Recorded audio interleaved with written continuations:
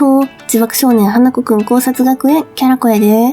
今回は第81の回赤い家その6のあらすじを紹介しつつ、物語の気になったポイントを解説&考察していきます。が、その前にいつも言うてますが、今回の動画には自爆少年花子くん15巻以降の話が含まれます。ネタバレが苦手な方はこちらでブラウザバックをお願いします。では81の回レッツ花子くん考察。第81の回赤い家その6あらすじ。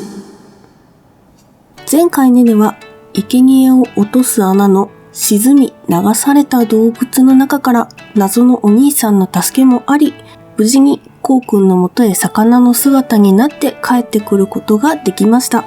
その少し前、お兄さんと別れる前に、ネネはお兄さんに親切にしてもらったのでお礼がしたいと伝えるのでした。するとお兄さんは笑顔で、ここにいてくれよと壁ドンしてきました。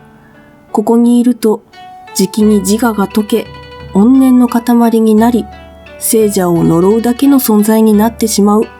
次は自分の番で、一人で溶けていくのは嫌だから、そばにいてほしい、とネネに伝えます。ネネはその危機迫るお兄さんの顔に驚き怯えていました。お兄さんはネネの顔を見て、にやりと笑うと、嘘だよ、とからかっただけのように言い、ネネから離れていきます。その姿にネネは、しっくりこないような気持ちになったのか、最後にお兄さんに名前を尋ねます。お兄さんは少し沈黙した後、片栗、さよなら、おねねちゃん、達者でな、という言葉を最後にネネの回想が終わります。ネネはこうくんにそのことを話した後、司くんを見て、本当にこの子が司くん？と不信感を抱いていました。それにしても、なぜ司くんがこの家にいるのかわからないので、ネネは司くんにもう少し詳しく教えてほしいと伝えます。すると司くんは、俺のこと好きなの？とネネに尋ねます。その答えに嬉しくなった司くんは、あまねのことを教えてあげると言って、あまねくんが病に伏せっていた部屋へと向かい、何が起こったのかを話してくれました。司くんとあまねくん、4歳の誕生日が来る前のお話です。ある日司くんは庭にいたトカゲを捕まえると、あまねくんの大事にしていたボールを縁の下に落としてしまいます。転がっていってしまうボールを追いかけ、手を伸ばし、取ろうとしました。しかし、手は届きません。司くんがボール、戻っておいでー、と言うと、ボールは真っ暗闇の中から跳ね戻ってきたのです。司くんはそのことにきょとんとし、誰かいるの？と聞きますが、返事はありません。そして虫かごに目をやると、捕まえたはずのトカゲが姿を消していたのでした。家の下に何かがいる。そのことに気づいた司くん、嬉しそうにそのことをあまねくんに伝えます。それってもしかすると神様かもしれない。司はあまねに欲しいものを尋ねると、次の日、また家の下へと向かいます。今度はおにぎりとカエルを持ってきて、あまねが本を欲しがっていることを伝えます。すると、手に持っていたカエルが姿を消し、あまねくんが欲しいと言った本が現れました。司くんは本を受け取り、ありがとうと言うと、家の下から声が聞こえます。司くんは喋れるの？と問いかけると、喋れるの？と声がします。それからはあまねくんが欲しいものを手に入れるために、生き物の命と引き換えに何度も家の下へとお願いをしに行っていったようでした。そして司くんは、あまねくんが具合が悪いということを母から聞くと、一緒に家の下へ行って元気にしてもらおうとあまねくんを誘います。しかし、あまねくんの容体はかなり悪く、我慢の限界でした。優しいお兄ちゃんをしてきたあまねくんが元気な司くんに嫉妬し、突き飛ばし、泣き出してしまいます。我慢するのやだ。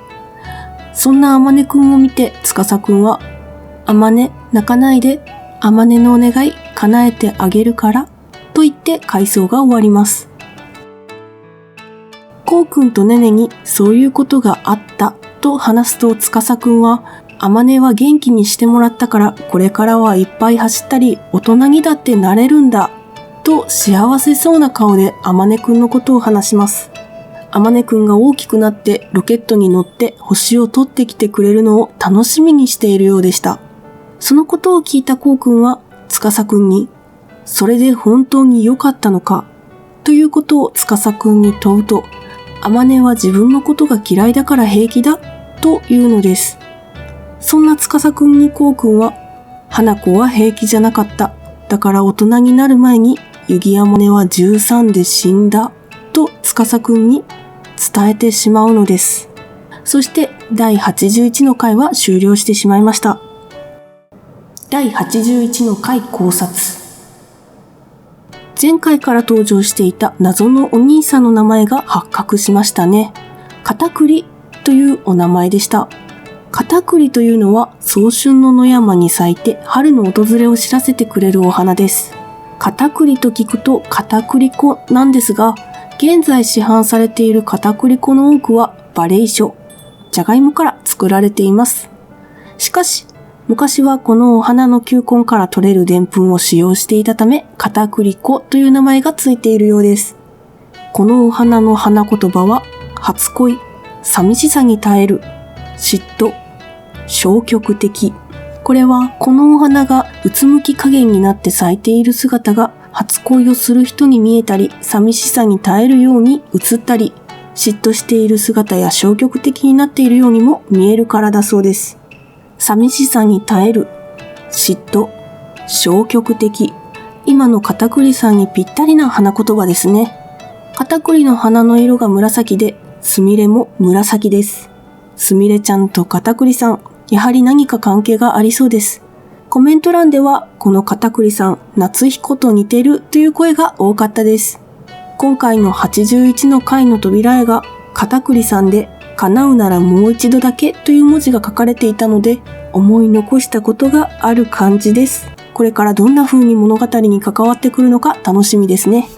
今回の話で分かったことがあります。家の下にいたのは、お願いを叶えてくれる穴と同じようなものであり、神様かもしれないのですが、それは命あるものと引き換えにお願いを叶えてくれるということがはっきりしました。さらに、4歳の誕生日の後には家の下にいたはずが部屋に穴を作っていたので、どこにでも出現することができるという可能性がありそうです。そして、ここが重要なポイントです。司くんが本が欲しいと願ったとき、カエルと引き換えに出てきた本のタイトル、よーく見てほしいのですが、あまねが欲しいと言った本とタイトルの文字が反転していたりするんですよね。つまりこの本は本物ではない可能性があります。ということは、願いは叶うが、本当に欲しいもの、本物は手に入らないということかもしれないですね。それではご視聴ありがとうございました。バイビー。